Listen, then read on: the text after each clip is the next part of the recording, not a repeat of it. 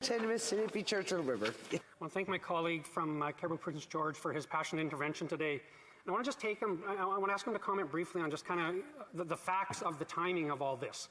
We heard from the member across the way that he wants to talk about facts, so let's talk about facts. We started on Sunday night with the member from Wellington Halton Hills being informed of this potential threat on him and his family.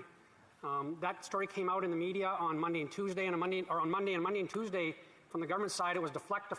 There was no comment about anything. Finally, on Wednesday morning, the Prime Minister and the Public Safety Minister said that this report never made it out of CSIS.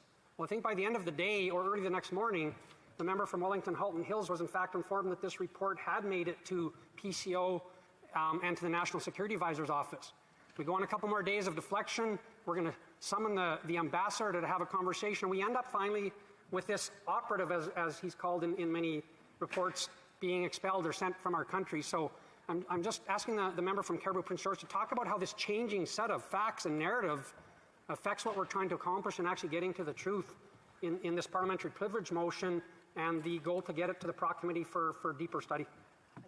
For Caribou Prince George. Well, Madam Speaker, I think that is that's kind of the MO that we've seen of this Prime Minister at least in the 7.5 years that I've been a member of Parliament here, whether it's the Elbowgate or the Jody Wilson-Raybould or SNC or the WE scandal. It just goes on and on, Madam Speaker. It's well, there's nothing to see here, Canadians, and then they go and they blame Stephen Harper or the previous government. He reminds me of the schoolyard bully, Madam Speaker, where he picks and natters at somebody, and then when the person finally has enough and punches the bully in the nose, the bully runs to his parents and blames everybody else, Madam Speaker, except for taking the responsibility of his own actions, Madam Speaker, that caused that to happen.